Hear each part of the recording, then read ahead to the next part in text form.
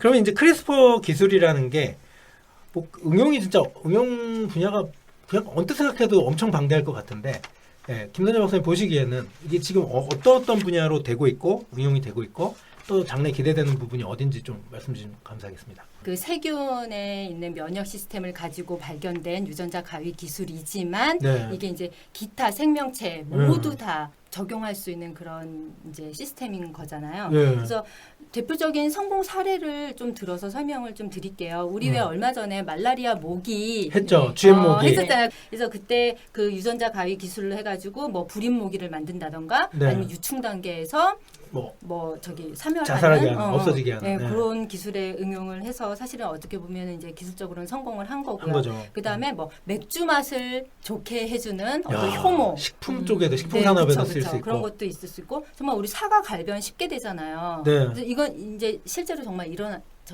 성공적인 사례를 얘기해드리는 건데 그래서 갈변하지 않는 사과라던가 썩지 않는 사과?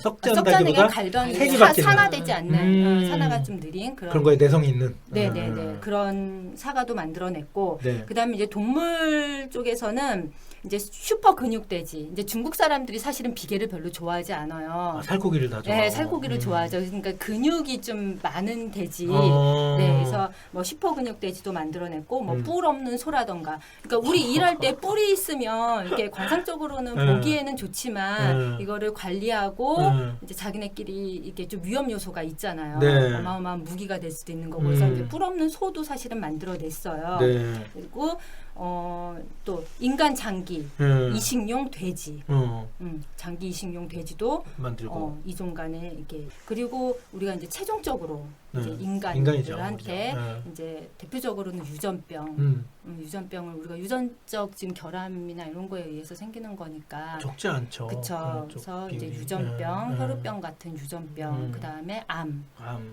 같은 경우는 우리 그 항암 면역, 항암 면역 치료제 개발하는데 이거 크리스퍼 유전자가 사용이 되고 있죠. 그리고 뭐 에이즈 치료하는데도 에이즈에 이제 그 바이러스가 침입을 하면 수용체에서 이제 받아들이잖아요. 이 바이러스를 그 받아들이는 그 수용체를 없애버린 거예요. 그러면은 바이러스를 침입이 와도 비슷한 뉴스를 코로나19 맞아요. 에 대해서도 뭐 유전체를 그렇게 바꿔가지고 극복할 수 있다고 막. 그러니까 기사가 이전에 나왔던 코로나19 진단은 그 이제 그 RNA 코로나 RNA를 증폭을 해가지고 어떤 기계 PCR 기계를 이용해서 증폭을 해가지고 그거 이제 발현되는 정도에 따라서 우리가 진단을 했단 말이에요. 근데 여기 안 그래도 다우드나 교수님께서 며칠 전에 이제 코로나19 진단법을 만약에 이 PCR 이용을 하면은 하루가 걸린다면 6시간 정도가 걸린다면 이거 뭐지? 크리스퍼 유전자 가위 가지고 한 2시간 만에 나타날 수 있다라는 거죠. 그러니까 코로나 바이러스의 RNA를 우리가 알고 있잖아요. 그래서 유전자 다 분석을 해서 알고 했으니까. 있었잖아. 그거를 이제 가이드 RNA에다 넣어주는 거죠.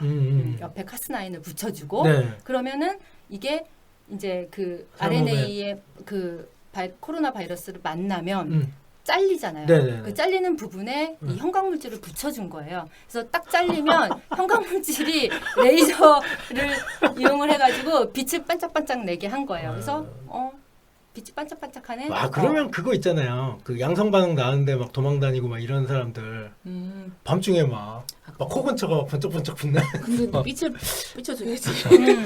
그냥 밤에 빛나게 하면 안 되나? 형광물질만 디텍트하는. 그래서 바로 안 그래도 또 환자들의 권리를 또 빼앗는.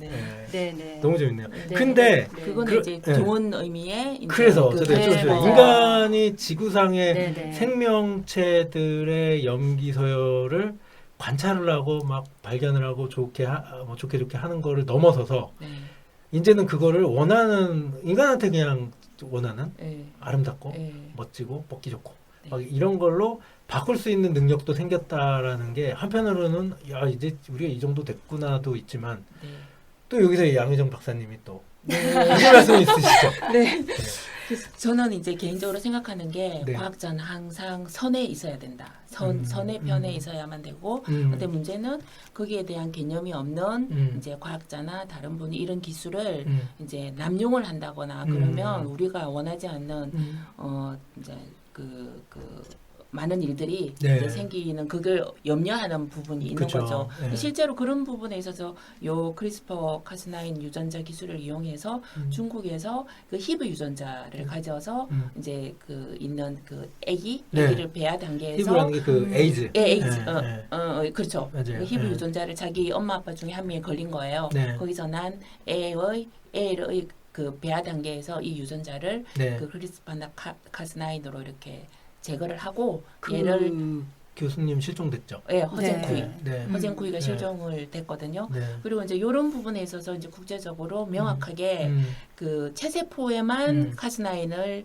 이제 해야 된다 이런 규정들을 막 두고 있어요. 네. 하지만 여기에 관해서 이제 관리 감독이 안 돼버리면 그죠. 이렇게 만들어 놓고 네. 이제 그 과학자적인 명성을 얻기 위해서 네. 이렇게 한탕 치기 위해서 나오는 과학자들이 있기 때문에 이제 문제가 생기는 거예요. 네. 그러면서 이제 여기 나오는 게 아까 말씀드린 영화 가타카 보면 푸른 눈을 가지고 있는 애를 이제 가지고 싶다 이러면은 엄마가 의뢰를 하면 그 애를 이제 만들어서 주는 거죠. 그런 미래의 사회가 이제 우리한테 도래할 수도 있기 네. 때문에 네. 아주 그 잘 관리되어서 네. 꼭 필요한 선을 행하는 쪽에만 써야 되는데 인간은 절대 그러지 않죠. 왜냐하면 호기심이 있기 때문에 네. 해본단 말이에요. 호기심에서 네. 이제 욕망이 들어가게 되고 돈이 결부되고 이렇게 나오는 게 큰 문제인 것 같아요. 저는 되게 그 부분에서 우리나라뿐이 아니라 세계의 과학자와 기술자들이 이제 그런 거 있잖아요. 상아탑. 이렇게 딱 들어가서 나는 연구를 해서 내놨을 뿐이지 그것을 뭐 어떻게 저렇게 나쁘게 이용한 건 내 탓은 아니다라고 이렇게 손을 놓고 있을 게 아니라 그런 부분조차도 이제는 과학자들이나 기술자들이 되게 적극적으로 사회에 목소리를 내고 그게 양의정 박사님 말씀 주신 대로 좋은 방향으로 쓰일 수 있게 끊임없이 또 뭐 정치 사회적으로 역할을 할 필요가 있지 않을까. 네. 그리고 그거를 대중들한테 지금 이런 정도로 지금 인간이 생명에 접근을 할 수 있다는 거를 아는 분들이 일반 시민들 중에 얼마나 있을까에 대해서 저는 또 그게 두렵거든요. 그래서 그렇죠. 그거를 또 확장시키는 그분들의 인지 영역도 확장시키는 역할은 또 우리 같은 과학관에 있지 않을까 네. 하는 생각을 하면서 네. 네. 그리고 크리스퍼 유전자 가위로 다시 돌아가서 이 기술이 정말 인류의 뭐 획기적인 기술이고 뭐 혁명을 가져온 기술이라고는 하는데 양 박사님께서 아까 윤리적인 문제도 당연히 생명을 다루는 거기 때문에 그 문제 당연히 중요하고 찬반도 있을 수 있는데 그 전에 전 윤리적인 문제를 떠나서 이 유전자 가위 자체가 지금도 완벽한 건 아니에요. 그렇죠. 그 효율성 정말 정확하게 자르는 부분도 아직도 오류 있는 부분도 있고 그 다음에 우리가 어느 한 부분을 잘랐어요. 유전자의 한 부분을 잘랐는데 그렇다고 해서 그 유전자만 발현이 안 되냐? 그렇지가 않거든요. 왜냐하면 그 우리 왜 다면 발현이라고 그러죠. 후성 유전. 그러니까 그것도 우리 완벽한 이해된 게 아니죠. 인간이 염기 서열은 상당히 많은 데에 반해서 유전자 수는 2에서 3만 개밖에 되질 않아요. 근데 예를 들어서 그 대장균 같은 경우는 정말 우리보다 정말 작잖아요. 그럼에도 불구하고 4천에서 5천 개의 유전자를 가지고 있어요. 우리보다 한 뭐 4분의 1, 5분의 1밖에 안 되는. 우리는 그래봐야 미미한 크기의 작은 거에 비해서 그 말은 뭐냐면 하나의 유전자가 여러 기능을 가지고 있다라는 거죠. 회로로 따지면 그 이제 유전자의 스위치 기능이 얽히고 설켰다라는 거죠. 그래서 단순하게 이 크리스퍼 유전자의 어떤 효율을 높이고 정말 이제 뭐 체세포에 적용하기에는 이제 한시적이라는 거 있잖아요. 체세포도 또 죽어서 세포마다 또 그 수명이 있잖아요. 죽어서 없어지고 또 한 세포에 막 넣을 수도 없는 거고 되게 여러 세포에 막 넣어줘야지 되는 거고 그래서 사실은 인간 배아 유전체를 교정을 하는 게 유혹적일 수밖에 없는 거죠. 어릴 때부터 그래서 가타카 영화가 나오고 그래서 그건 그러니까 되게 유혹적일 수밖에 없지만 그 단계에서 또 어떤 한 유전자만 제거를 한다고 해도 분명히 얘가 자라면서 아직 우리가 증명된 게 아니잖아요. 아까 다면 발현 얘기하신 것처럼 그쵸. 다른 부위에 문제가 생겨날 수도 있는. 그쵸. 예를 들면 우리 탈렌 가지고 했던 슈퍼돼지도 사실은 탈렌 가지고 그렇게 되기는 했지만 그 유전자만 사실은 교정을 한 거잖아요. 근데 이게 정말 얘의 질병이라던가 노화라던가 수명에 어떤 영향을 미치는지는 딱 그 유전자만 영향을 미치는 게 아니라 그건 아직도 모르는 거거든요. 되게 똑똑하게 생각해서 뭐 어디에 조작했는데 뭐 10살이 되니까 그게 주고 아니었어. 아니 그럴 수도 있잖아요. 그렇죠. 그럴 수도 있는 거잖아요.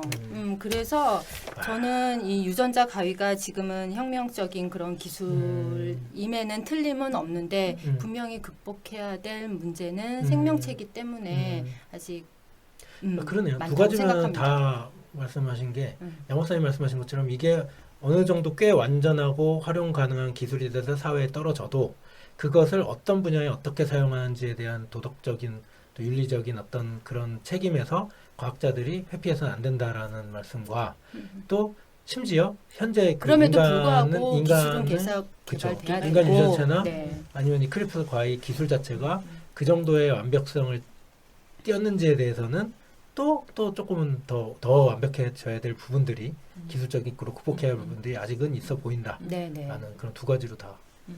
그래서 오늘 들으시는 분들이 되게 즐겁게 잘 들으셨을 거라고 믿고 그리고 오늘 나와주셔서 너무 감사합니다. 네.